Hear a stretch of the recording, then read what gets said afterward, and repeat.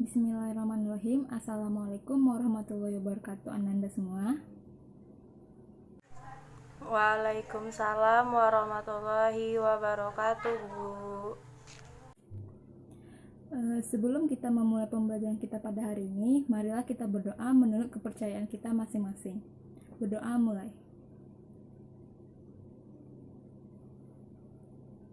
Berdoa selesai.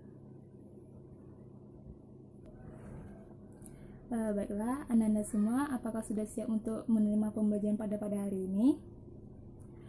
Sebelum kita mulai pembelajarannya, langkah baiknya kursi dan meja dirapikan terlebih dahulu, dan apabila ada sampah di sekitar kursi, tolong diambil dan dibuang di tempat sampah.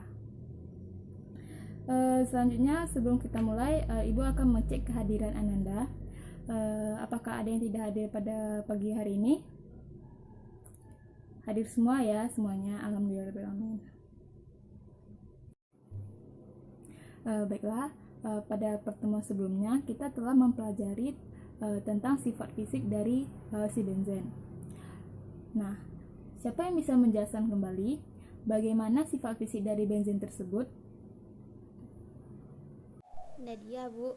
Sifat fisik dari benzen yaitu mudah menguap, tidak berwarna, dan berbau khas seperti minyak tanah, titik leleh 5,53 derajat Celcius dan titik didih 80,1 derajat Celcius, Bu.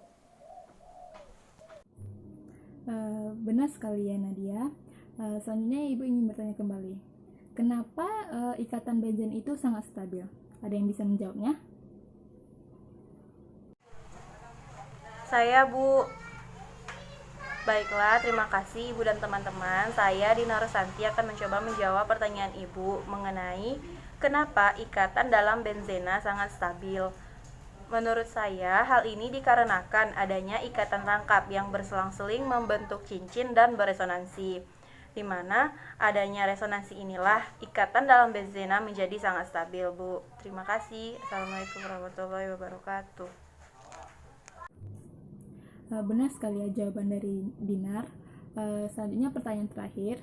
Coba Ananda sebutkan reaksi yang terjadi di benzen. Ada yang bisa menjawabnya lagi? Devi, Bu. Jadi reaksi benzen itu ada nitrasi, halogenasi, dan akilasi. Itu merupakan reaksi substitusi, Bu. Kemudian ada reaksi adisi, itu ada adisi halogen dan adisi hidrogen, Bu. Benar sekali ya Devi. Berarti Ananda semua masih ingat dengan materi sebelumnya. Nah, itu bagus sekali.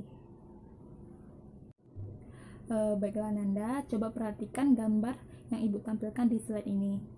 Gambar apa yang ada di depan ini? Gambar sakarin sama bom, Bu. Nah, baiklah. Ada yang tahu apa itu sakarin? Tidak tahu ya. Nah, baik Ibu jelaskan sedikit. Sakarin ini merupakan pemanis buatan. Yang biasanya kita ketahui itu kan pemanis biasanya ada gula tebu, gula aren. Dimana ketiga ini nih biasa disebut pemanis alami.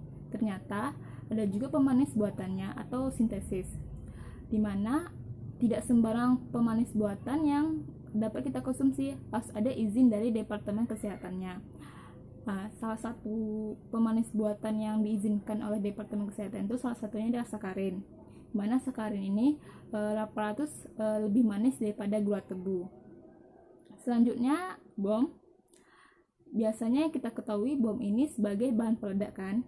Nah, bom ini biasa digunakan di industri militer, dimana bom ini terjadi ledakan secara spontan atau tidak sengaja itu sangat kecil, jadi aman digunakan.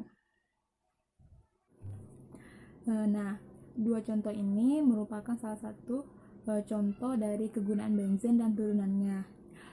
Dan nantinya kita akan mempelajari contoh yang lain dari kegunaan benzen dan turunannya ini di kehidupan sehari-hari kita. Dan juga nanti kita akan mempelajari tentang sintesis dari benzen itu sendiri. Baik, sebelum kita melanjutkan pembahasan kita, ada yang bisa membacakan tujuan pembelajaran kita pada hari ini? Puji, Bu.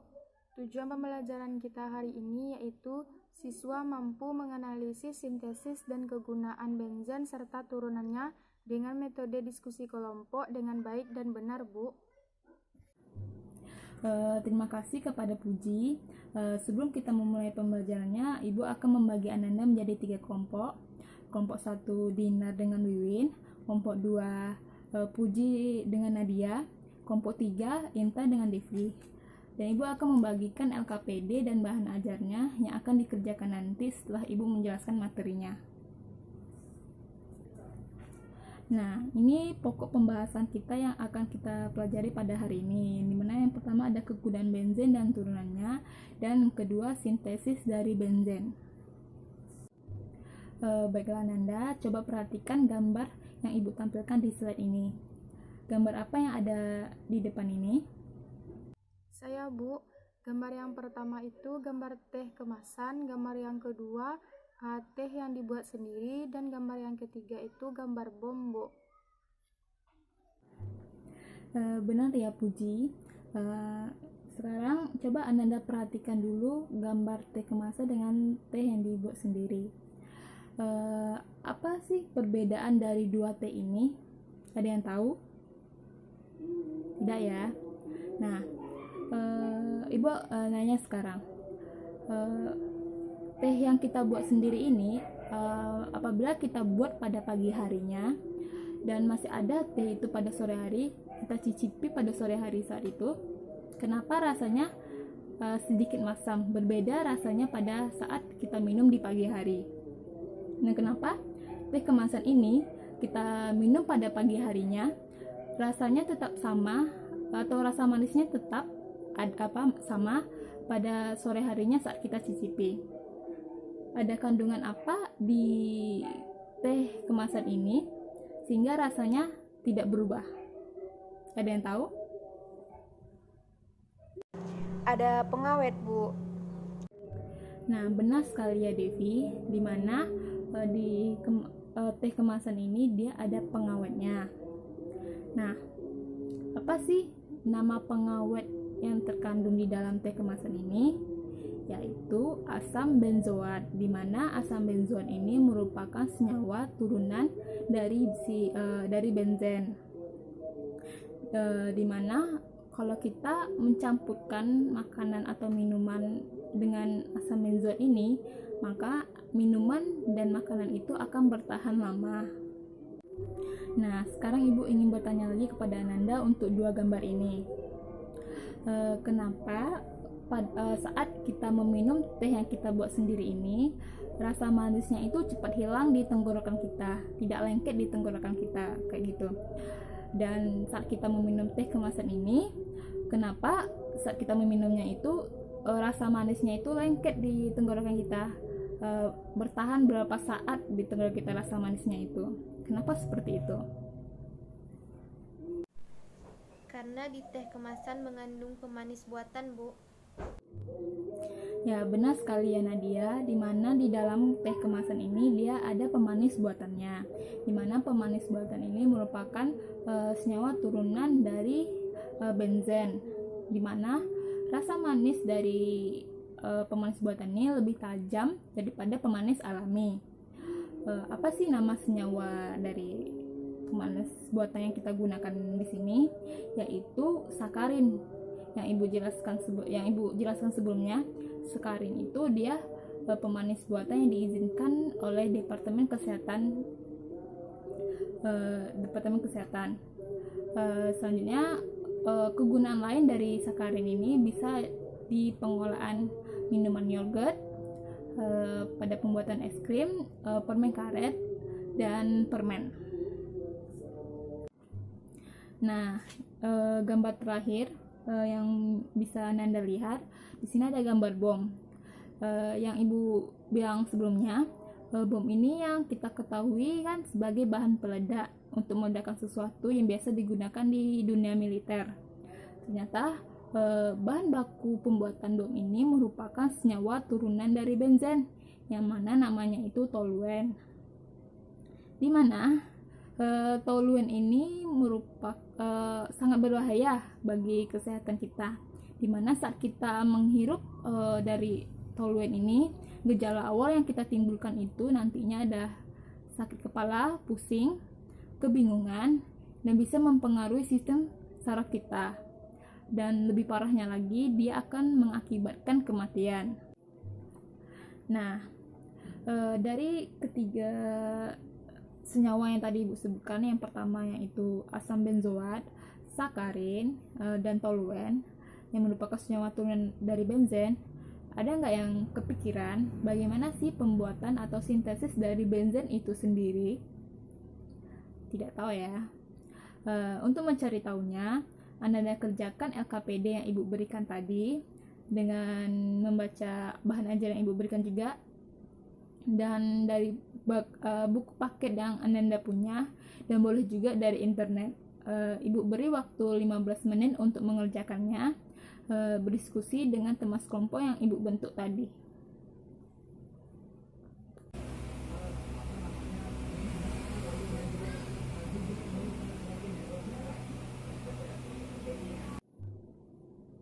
Baik, waktunya sudah habis. Sekarang Ibu pengen tiap perwakilan kelompok mempresentasikan hasil diskusinya. Siapa yang pertama ingin menyampaikannya?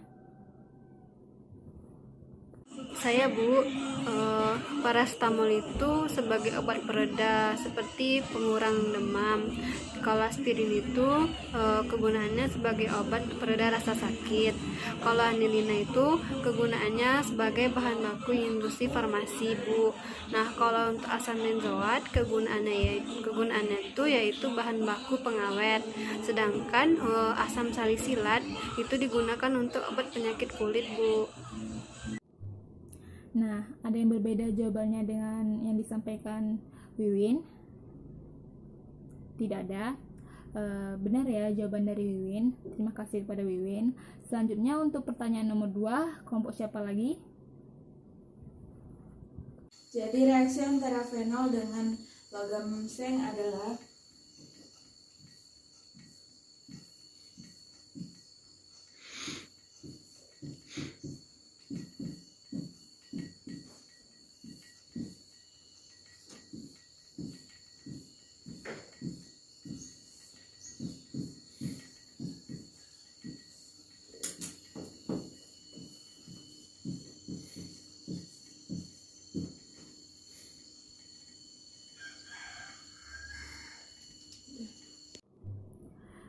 ada yang berbeda jawabannya dari yang disampaikan oleh Intan?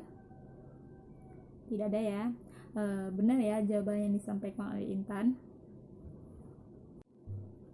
Nah, setelah semuanya tampil, siapa yang ingin menyampaikan kesimpulan dari pembelajaran kita pada hari ini? Jadi kesimpulan kita pada hari ini yaitu ternyata senyawa benzen dan turunannya memiliki banyak manfaat bagi kehidupan kita sehari-hari. Contohnya Bu, seperti misalnya paracetamol digunakan sebagai obat demam, aspirin digunakan sebagai zat pereda sakit, dan fenol digunakan sebagai zat antiseptik Bu. Dan sintesis dari senyawa benzen dan turunannya itu ada melalui 2 cara Bu. Yang pertama laboratorium, yang kedua ada industri Bu. Nah, benar yang disampaikan oleh Intan tadi, di mana kegunaan dari benzen ini tanpa kita sadari banyak sekali manfaatnya di kehidupan sehari-hari kita. Yang telah disampaikan tadi, yang mana paracetamol sebagai obat demam, aspirin sebagai obat pereda sakit, dan fenol sebagai zat antiseptik. Dan juga yang Ibu jelaskan tadi, sakarin sebagai pemanis buatan, asam benzoat sebagai pengawet, dan toluen sebagai bahan baku peleda. Dan juga kesimpulan selanjutnya itu sintesis dari benzen itu melalui 2 cara, yaitu pertama melalui laboratorium dan kedua melalui industri. Yang laboratorium ini dia dibuat melalui reaksi-reaksi kimia yang tadi ada soal yang di LKPD itu. Dan yang kedua melalui industri itu dia melalui destilasi batu bara dan reforming nafta, yaitu hasil penyulingan minyak bumi. Nah, dari materi yang telah kita pelajari pada pagi hari ini, dengan mengetahui sintesis dari benzen, kita dapat mengetahui pembuatan dari benzen itu sendiri dan bagaimana kegunaan dari benzen dan turunannya itu di kehidupan sehari-hari yang telah Ibu sampaikan tadi.